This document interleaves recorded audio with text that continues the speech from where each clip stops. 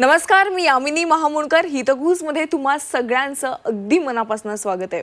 आपल्या शरीराचा अतिशय महत्त्वाचा भाग म्हणजे आपले डोळे। डोळ्यांशिवाय आपण आपल्या आयुष्याची कल्पना देखील करू शकत नाही। डोळ्यांमुळे आपल्या आयुष्यात विविध रंग आहेत आणि डोळे नसतील तर आयुष्य बेरंग आहे असं म्हटलं तरी ते चुकीचं ठरणार नाही। त्यामुळे डोळ्यांची काळजी घेणं अत्यंत महत्त्वाचं आहे। आजकाल डोळ्यांच्या अनेक समस्या निर्माण झाल्या आहेत, त्यात चष्मा लागणे हे अतिशय कॉमन झालंय। वयोवृद्धांसोबत लहान मुलांनाही चष्मा लवकर लागतोय। त्यामुळे चष्मा मुक्त आयुष्य जर तुम्हाला जगायचं असेल तर आजचा कार्यक्रम आवर्जून पहा, कारण आज चष्मा मुक्त आयुष्य या विषयावर डॉक्टर राजीव चिडगोपेकर यांचं मार्गदर्शन आपण घेणार आहोत। सर स्टुडिओमध्ये आलेले आहेत। सर, आपलं मनापासून स्वागत आहे। नमस्कार। नमस्कार। डॉक्टर राजीव हे प्रकाश नेत्रालयाचे डायरेक्टर म्हणून गेली अनेक वर्ष कार्यभार बघत आहेत। तर प्रकाश नेत्रालयाविषयी अधिक माहिती जाणून घेऊया एका व्हिडिओच्या माध्यमातून। चष्मा अडचण बनतोय, करिअर आणि लग्नासाठी अडथळा बनणाऱ्या चष्म्याच्या नंबरला करा कायमचे बाय बाय। डॉक्टर चिडगोपेकर यांचे प्रकाश नेत्रालय जगातील सर्वात वेगवान व सुरक्षित लॅसिक लेझर मशीन्स आणि अद्ययावत तंत्रज्ञानासह सर्व नेत्रविकारांचे निदान एका छताखाली। प्रकाश नेत्रालय, सावेडी, अहिल्यानगर। तर प्रकाश नेत्रालयाविषयी आपण पाहिला हा व्हिडिओ। आणखी माहिती जाणून घेऊया। प्रकाश नेत्रालय हे अहिल्यानगरमध्ये स्थित सर्व सेवा सुविधांनी सुसज्ज असं मल्टी स्पेशालिटी आय हॉस्पिटल आहे, ज्यामध्ये डोळ्यांबद्दलच्या सर्व समस्या ह्या एकाच छताखाली आधुनिक सेवा सुविधांचा वापर करून सोडवण्यात येतात। प्रकाश नेत्रालयामध्ये असलेली तज्ञ डॉक्टरांची समर्पित टीम कॉर्नियल पोल पासून ते रेटिनल पोल पर्यंत सर्व डोळ्यांच्या आजारांची पूर्तता करते आणि बालरोग ते वृद्धावस्थेतील नेत्रसेवांची सुद्धा काळजी घेते। अत्याधुनिक उपकरणांनी सुसज्ज असं हॉस्पिटल असल्या कारणामुळेच डॉक्टरांना वेळीच आणि अचूक निदान करण्यास देखील मदत होते। सर्वोत्कृष्ट नेत्रसेवा ही तळागाळातल्या लोकांपर्यंत पोहोचली पाहिजे आणि सर्वसामान्यांसाठी परवडणारी पाहिजे, या उद्देशाने प्रकाश नेत्रालय हे नेहमीच कार्यरत असतं। इथं एक गोष्ट आवर्जून नमूद करावीशी वाटते मला, ती म्हणजे प्रकाश नेत्रालय क्लिनिकला नगरभूषण पुरस्कार या सन्मानाने देखील गौरविण्यात आले। आणि चला तर मग आज आपण डॉक्टरांकडून चष्मा मुक्त आयुष्य जगण्यासाठी काय करावं लागणार आहे आपण त्यांच्याकडून जाणून घेऊयात। सर, पुन्हा एकदा स्वागत आहे। खूप इंटरेस्टिंग असा विषय आहे। चष्मा मुक्त आयुष्य जगायचं असेल एखाद्याला तर काय करायचं हे मी जाणून घेणारच आहे। पण सुरुवातीला प्रकाश नेत्रालयाची स्थापना करण्यामागचं तुमचं नेमकं उद्दिष्ट काय आहे हे सांगा। सर्वप्रथम माझे वडील नेत्रतज्ञ डॉक्टर प्रकाश चिडगोपेकर यांच्या स्मरणार्थ आपण प्रकाश नेत्रालय हे 2014 साली सुरू केलंय। बरं। उच्च शिक्षण घेऊन आल्यानंतर मी अहमदनगर म्हणजे अहिल्यानगरमध्ये प्रकाश नेत्रालय हे हॉस्पिटल चालू केलंय। आमचं ब्रीदवाक्य म्हणजे आपल्या डोळ्यांसाठी सर्व काही, म्हणजे डोळ्यांचे सर्व आजार एका छताखाली आणि सगळ्यात अत्याधुनिक पद्धतीने आपण त्याची ट्रीटमेंट देऊन तेही योग्य दरात, म्हणजे सर्वांना परवडणारी या दरामध्ये आपण ही ट्रीटमेंट देणार आहोत। बरं डॉक्टर, पण प्रकाश नेत्रालयामध्ये कोणकोणत्या सेवा सुविधा तुम्ही देत आहात? सगळ्यात ॲडव्हान्स जे म्हणतो आपण, जगभरात ज्या पद्धतीने नेत्ररोग आपण ट्रीट करतोय त्या सर्व उपचार पद्धती आपल्या इथं उपलब्ध आहेत। त्यामध्ये रिफ्रॅक्टिव्ह लेझिक सर्जरीज म्हणजे चष्म्याचा नंबर घालण्याचे सर्व ऑपरेशन, दुसरं मोतीबिंदू ॲडव्हान्स्ड आर्टिफिशियल इंटेलिजन्स किंवा रोबोटिक कॅटरॅक्ट सर्जरी, या पद्धतीने आपण मोतीबिंदू शस्त्रक्रिया अचूक पद्धतीने आपल्या इथे करत आहोत। बरं। त्यासोबत काचबिंदू, लासूर, पडद्याचे ऑपरेशन, मागच्या पडद्याचे ऑपरेशन, म्हणजे सर्व डोळ्यांचे जे विकार आहेत त्यांची सगळ्यात अत्याधुनिक पद्धतीने आपण ट्रीटमेंट आपल्या हॉस्पिटलमध्ये देत आहोत। जसं मी मगाशीच म्हटलं की सध्या चष्मा लागण्याचं प्रमाण खूप कॉमन झालंय। अगदी वयोवृद्धांना पूर्वी लागायचं, पण आता बघता ते जन्मलेल्या मुलापासून सगळ्यांना चष्मा लावावा लागतोय। बरोबर। तर डॉक्टर, डोळ्यांचा हा जो वाढलेला नंबर आहे तो घालवणं म्हणजे लॅसिक, तर हे लॅसिक म्हणजे नेमकं काय आहे? लॅसिक हा टर्म लेझर या फिजिक्स टर्मवर डिराईव्ह केलेला आहे। त्याला आपण भाषेमध्ये जर आपण डिस्क्राईब करायचं म्हटलं तर laser light amplification simulated by emission of radiation असं म्हणतो। बरं। लेझर किरणांद्वारे आपण जो चष्म्याचा नंबर घालवतो त्याला आपण लॅसिक म्हणतो। लॅसिक फक्त नंबर घालवण्यासाठीच वापरत नाहीत, पण आता मोतीबिंदूचे ऑपरेशन किंवा काचबिंदूचे ऑपरेशन देखील आपण लेझरने आपण करू शकतोय। बरं, म्हणजे हा जो चष्म्याचा नंबर जो वाढलेला आहे त्याचं जे ऑपरेशन केलं जातं त्याला लॅसिक म्हणतात. पण ही नेमकी प्रोसेस कशी असते, कशा पद्धतीने आपण नंबर घालवू शकतो? प्रोसेसमध्ये काही तपासण्या असतात आधी. त्यात आपण चष्म्याचा नंबर घेतो, मग नंतर डायमेन्शन्स असतात बुबुळाचे ते मोजतो. ते केल्यानंतर आपण लेझर किरणांद्वारे जो बुबुळाचा भाग खराब झालेला असतो किंवा जो स्थिर नसतो तो आपण स्थिरावतो आणि स्मूदन करतो. त्याच्यामुळे हा चष्म्याचा नंबर आपण सगळ्यात ॲक्युरेट आणि सुरक्षितपणे घालू शकतो. बरं, डॉक्टर लॅसिकचे काही प्रकार आहेत का? लॅसिकचे मूळ 5 प्रकार आहेत. बरं. सर्वप्रथम जी लॅसिक टेक्नॉलॉजी डेव्हलप झाली होती ती 1982 मध्ये डेव्हलप झाली होती. त्याला रेडियल केराटेक्टॉमी म्हणायचे. त्याच्यानंतर मग PRK डेव्हलप झालं, मग लॅसिक, मग लेसर, नंतर मग स्माईल, सिल्क आणि आपण ट्रान्स PRK जे म्हणतो आपण स्मार्ट सरफेस टेक्नॉलॉजी, अशा विविध पद्धती आहेत ज्याच्याने आपण चष्म्याचा नंबर लेझर किरणांद्वारे घालू शकतो. बरं, आता सर्वसामान्य लोकांना इतकंच माहीत असतं की पॉझिटिव्ह नंबर असतात वाढलेले आणि काही निगेटिव्ह नंबर असतात. पण किती नंबरपर्यंत आपण नंबर घालवणं शक्य आहे?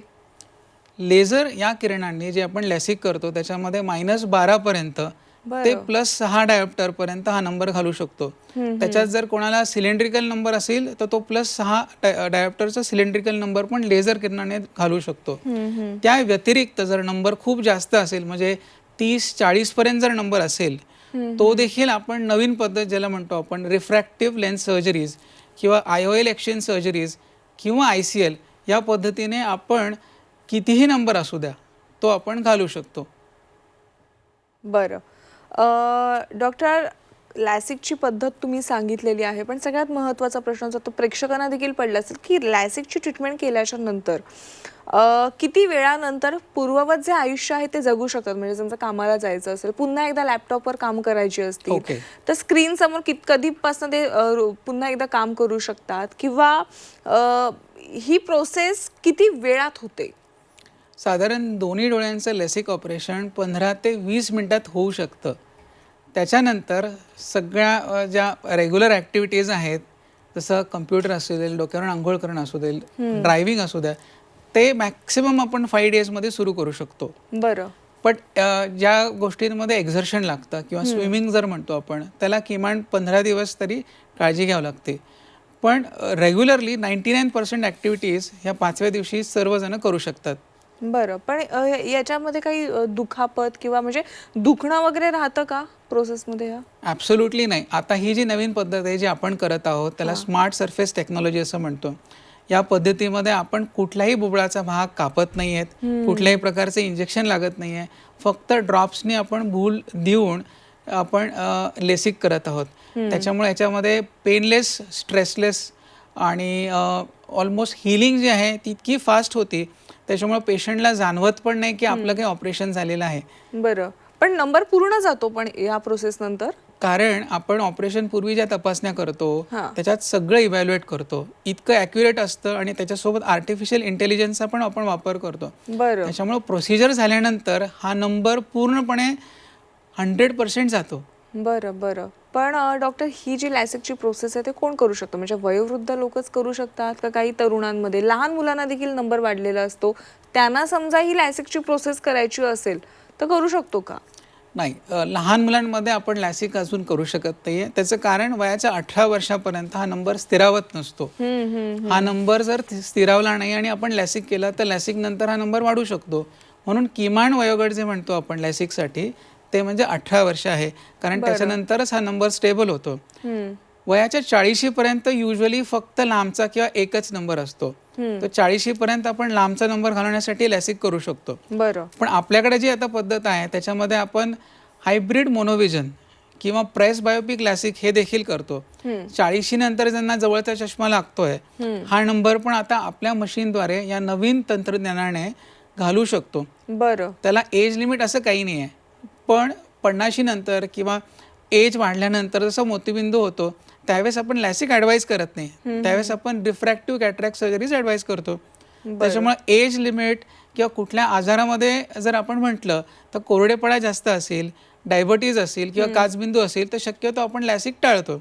अदरवाईज त्याला काही एक्सक्लुजन नाही आहे. आपण कुठल्याही पेशंटमध्ये 18 वर्षानंतर लॅसिक सेफली आणि ॲक्युरेटली करू शकतो. बरं बरं. पण डॉक्टर, ही लॅसिकची प्रोसेस करण्यासाठी कोणत्या प्रकारचं मशीन तुम्ही वापरता? आता तुम्ही उल्लेख केलात खूप आधुनिक तंत्रज्ञान यामध्ये आलेले आहेत. तुम्ही कोणत्या पद्धतीची मशीन यामध्ये वापरता? आमच्याकडे जे मशीन आहे ते वर्ल्ड्स मोस्ट ॲडव्हान्स मशीन आहे. महाराष्ट्रामधलं हे सेकंड इन्स्टॉलेशन आहे. मशीनचं नाव आहे श्विंड अमारिस 750S. 750 हर्ट्स या फ्रिक्वेन्सीवर हे प्लॅटफॉर्म बनवलेलं आहे. याच्यामध्ये आपण बुबुळाचा कुठलाही भाग न कापता स्मार्ट सरफेस टेक्नॉलॉजीनी नंबर घालू शकतो. बरं. आणि हे मशीन ॲडव्हान्स का आहे? कारण डोळ्यांच्या इतर आजारांसाठी देखील हे मशीन आपण वापरू शकतो. याची माहिती मी पुढच्या प्रश्नांमध्ये देणारच आहे. बरं, म्हणजे एका मशीनच्या माध्यमातून तुम्ही वेगवेगळ्या प्रकारचे डोळ्यांचे ऑपरेशन्स करू शकता. ॲब्सोल्युटली. डॉक्टर, केराटोकोनस म्हणजे काय आहे? युजली बुबुळाचा आजार जो आकार असतो तो गोलाकार असतो. बरं. काही पेशंट्समध्ये बुबुळाचा आकार हा कोन सारखा होतो, त्याला आपण केरॅटोकोनस म्हणतो. बरं. याच्यामुळे काय होतं, पेशंटला चष्मा घातला तरी दृष्टी साफ राहत नाही. बरं. तर याच्यासाठी आपण काही ट्रीटमेंट मोडॅलिटीज आहेत त्या आपण केरॅटोकोनसमध्ये वापरतो आपल्या मशीनद्वारे. बरं, मग ह्या कोणकोणत्या पद्धतीच्या ट्रीटमेंट्स आहेत? आतापर्यंत केरॅटोकोनस हा आजार फक्त आपण काही प्रमाणात प्रोग्रेशन थांबवू शकत होतो. त्याला आपण C3R कोलॅजन क्रॉस लिंकिंग असं म्हणायचो. पण कोलॅजन क्रॉस लिंकिंग मध्ये नंबर आपण दुरुस्त करू शकत नव्हतो. तर नंबर दुरुस्त करण्यासाठी आपल्याला श्विंड अमारिस 750S या मशीनचा वापर करण्यात येतो. त्याच्यामध्ये ट्रेक, टी-कॅट अशा 2 नवीन पद्धती आहेत.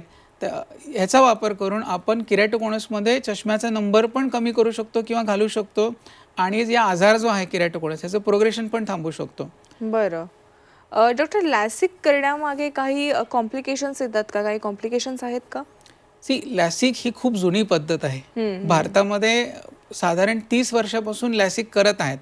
आता जी प्रगत मशीन्स आहेत त्याच्यामध्ये कॉम्प्लिकेशन रेट हा हार्डली 1% आहे. बरं. It is a FDA approved treatment. त्याच्यामुळे कॉम्प्लिकेशन रेट हा खूप कमी असतो. म्हणजे 1 to 4% पेशंटमध्येच कॉम्प्लिकेशन असे होतात तेही दुरुस्त करू शकतो. ते काही परमनंट डॅमेज करत नाहीत. काही लोकांना वाटतं की लॅसिक केल्यानंतर कॉम्प्लिकेशन होतं. असं बिलकुल नाही आहे. कॉम्प्लिकेशन बिलकुल होत नाही असं म्हणत नाही आहे. पण जर काही झालं की सपोज इन्फेक्शन झालं किंवा नंबर थोडासा राहिला, हा पूर्वत रिव्हिजन लेसिक सर्जरीने आपण रिपीट करू शकतो. तुमच्या समोर एक उदाहरण असं आहे की माझं स्वतःचं देखील लॅसिक झालेलं आहे आणि आमचे जे गुरु होते त्यांनी हे लॅसिक जी पद्धत आहे ही भारतामध्ये आणली होती. त्याच्यामुळं मी प्रत्येकाला असं आवाहन करतो की याचे जे मिथ्स आहेत जसं की परमनंट डॅमेज होणं, अंधत्व येणं, नंबर परत येणं, हे बिलकुल मनातून काढून टाका आणि लॅसिकचे जे कॉम्प्लिकेशन रेट आहे ते मिनिमम असल्यामुळे सेफली आणि ॲक्युरेटली आपण ते करू शकतो. आणि मुळात त्याच्यानंतर ते दुखणं असेल किंवा आय ड्रॉप घालणं असेल किंवा जी काही प्रोसेस असते नंतर ते देखील टाळू शकतात. लवकरात लवकर तुम्ही कामावर देखील जाऊ शकता. बरोबर. ॲब्सोल्युटली. डॉक्टर, प्रकाश नेत्रालयाबद्दल आपण मगाशी व्हिडिओत देखील पाहिले. आता पण तो खूप मोठमोठ्या सर्जरीज तुम्ही केलेल्या आहेत आणि सगळ्या सुखसुविधांनी परिपूर्ण असं हे रुग्णालय आहे. अत्याधुनिक अशा सगळे तंत्रज्ञान यामध्ये आहेत. तर आतापर्यंत प्रकाश नेत्रालयामध्ये कुठल्या सर्जरीज झालेल्या आहेत? अगदी विस्तृतमध्ये सांगा. साधारण 11 वर्ष झालेत आता हॉस्पिटलला. 11 वर्षामध्ये 12,000हून अधिक ऑपरेशन झालेले आहेत. बरं. त्याच्यामध्ये गुंतागुंतीचे मोतीबिंदू ऑपरेशन्स, काचबिंदूचे ऑपरेशन्स, कंबाईंड सर्जरीज, मागच्या पडद्याचे ऑपरेशन्स आणि आता रिफ्रॅक्टिव्ह सर्जरीज. म्हणजे ऑलमोस्ट सगळ्या ज्या आजार आहेत त्यांच्यावरची जी ट्रीटमेंट आहे ऑपरेशनद्वारे किंवा इंजेक्शन्सद्वारे आपल्या इथे झालेले आहेत. आणि हे जे ऑपरेशन झाले आहेत हे कन्व्हेन्शनल पद्धतीने नाही झाले आहेत. हे नवीन जी पद्धत आहे ज्याला आपण रोबोटिक कॅटरॅक्ट सर्जरीज किंवा रोबोटिक सर्जरीज म्हणतो, ज्याच्यामध्ये आर्टिफिशियल इंटेलिजन्स हे टर्म सगळ्यांना माहीत असेल, ह्याचा वापर करून सर्जनची इन्फॉर्मेशन आणि नॉलेज वापरून आपण या सर्जरीज करत आहोत. बरं. पण डॉक्टर, तुम्ही ज्या काही आता सर्जरीजचा उल्लेख केला आणि त्यामध्ये सगळ्यात महत्त्वाची आपण चर्चा केली लॅसिक विषयी. तर लॅसिक विषयी आम्ही असं ऐकलंय खूप महाग सर्जरी आहे. तर सर्वसामान्य लोकांना देखील हे परवडणारं पाहिजे. तर काही इन्शुरन्स कंपनीचे टॅप्स वगैरे आपल्या या प्रकाश नेत्रालयामध्ये आहेत का? आपल्याकडे साधारण 17 इन्शुरन्स कंपनीचे TPAs आहेत, म्हणजे इन्शुरन्सेस आहेत.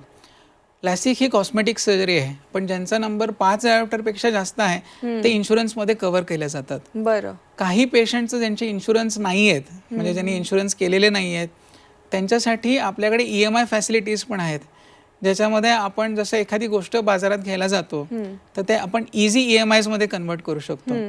Basic cost of the surgery इतकी कमी आहे की इतक्या वर्षात तुम्ही चष्म्यांमध्ये जेवढा खर्च केला आहे त्यामध्ये तुमचं लॅसिक सर्जरी होऊ शकतं आता, आणि it is a one time procedure. बरं बरं. डॉक्टर PTK म्हणजे काय आहे आणि ते कोणत्या रुग्णांमध्ये करता येतं? हे जे मशीन आपल्याकडे श्विन डामारेस 750S आहे, याच्यामध्ये PTK म्हणजे फोटो थेरप्युटिक केराटेक्टॉमी, ज्यांना डोळ्यांना इजा झालेली आहे किंवा नागिन कधीतरी आयुष्यात झालेला आहे, बुबळावरती जी टीक पडलेली आहे ती टीक घालवण्यासाठी आपण लेझर मार्फत ही टीक घालवतो, त्याला आपण PTK म्हणतो. बरं. सर, प्रकाश नेत्रालयामध्ये मगाशीच तुम्ही उल्लेख केला, जवळपास 12,000पेक्षा जास्त तुम्ही सर्जरीज केलेल्या आहेत. असा एखादा अनुभव सांगा. खूप क्रिटिकल केस होती, अगदी सहजतेने तुम्ही ते यशस्वीरित्या अशी ती ट्रीटमेंट केलेली आहे, असा एखादा अनुभव सांगा. रिसेंटलीच आपल्याकडे एक 14 वर्षाचा मुलगा आला होता. त्याला डोळ्याला इजा झाली होती. डोळ्याला इतकी जास्त इजा होती, म्हणजे आपण कंपास म्हणतो, आपण जे कंपास बॉक्समध्ये शाळेत वापरतात, ते पूर्ण राऊंडर डोळ्यात घुसलं होतं. बापरे. ते इतकं आतपर्यंत घुसलं होतं की ते तसं काढणं पण शक्य नव्हतं, आणि तसंच आपण जर OPD बेसिसवर ते काढलं असतं तर पूर्ण डोळा कामातून गेला असता इन्फेक्शनमुळे. तर ते ऑपरेशन आपण रिसेंटली केले, त्यात आपण ती जखम तर बरी केलीच, पण मागच्या पडद्याला जी इजा झाली होती, मागचा पडदा पण बऱ्या देखील फाटला होता, मोतीबिंदू पण तो झाला होता. या तिन्ही प्रोसिजर्स आपण 2 सर्जरीजमध्ये ह्या डिवाइड केल्या होत्या, आणि त्या पेशंटला साधारण 1.5 ते 2 महिन्यामध्ये आता त्या डोळ्यांनी चांगलं दिसायला लागलेलं आहे. वा वा. अशा मल्टिपल प्रोसिजर्स आहेत ऍक्च्युली, त्या आता सांगणं शक्य नाही आहेत, पण अशा गुंतागुंतीच्या साधारण 100हून अधिक ऑपरेशन्स आपल्या इथे केलेले आहेत, यशस्वीरित्या केलेले यशस्वीरित्या केले आहेत. नक्कीच. सर, प्रकाश नेत्रालयाद्वारे तुम्ही होम कन्सल्टेशन देखील देता, म्हणजे जे असे रुग्ण आहेत की ज्यांना हॉस्पिटलपर्यंत येता येत नाहीये, काही वयस्कर असतील किंवा काही दुखापतीमुळे त्रस्त असतील, अशा रुग्णांसाठी तुम्ही देखील होम कन्सल्टेशनची सेवा देता, तर त्याविषयी सांगा. कोविडमध्ये काय व्हायचं की पेशंटला हॉस्पिटलपर्यंत येणं शक्य नव्हतं, पण पेशंटला इमिजिएट नेत्र तपासणी किंवा ट्रीटमेंटची गरज असायची. अशा वेळेस मला हा विचार आला की आपण घरी जाऊन का पेशंट तपासू शकत नाही. पण याच्यामध्ये मेन अडचण अशी यायची की इक्विपमेंट खूप मोठे असायचे, साईजमध्ये कॅरी करणं सोपं नव्हतं ते.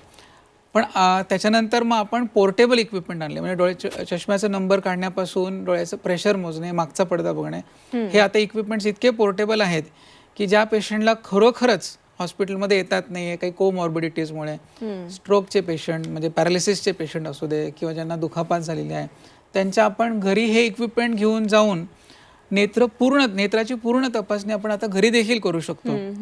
होम कन्सल्टेशन आपण कोविडपासून सुरू केलेलं आहे, आणि आतापर्यंत साधारण 150 पर्यंत आपण पेशंट्स घरी जाऊन तपासलेले आहोत. बरं. आतापर्यंत तळागाळातील लोकांना सुखसुविधा ह्या मिळायला पाहिजेत, किंवा चष्म्याच्या रिलेटेड ज्या काही समस्या आहेत, डोळ्यांच्या रिलेटेड ज्या समस्या आहेत, त्या सोडवण्यासाठी देखील तुम्ही काही मदत करता, सामाजिक कार्य करता, त्याविषयी सांगा. Rotary club of Ahmednagar integrity या क्लबचा मी अध्यक्ष आहे. बरं. त्यासोबत सक्षम ही दिव्यांगांसाठी काम करणारी ऑर्गनायझेशन आहे, त्याचं देखील मी जिल्हा अध्यक्ष आहे. तर या दोन्ही ऑर्गनायझेशन मार्फत आपण विविध कॅम्प्स घेतो, नेत्र तपासणी, स्कूल कॅम्प्स घेतो, हँडिकॅप मुलांसाठी कॅम्प्स घेतो. आत्तापर्यंत 300हून अधिक नेत्र तपासणी शिबिरं आणि विविध आजारांचे शिबिरं आपण घेतलेले आहोत.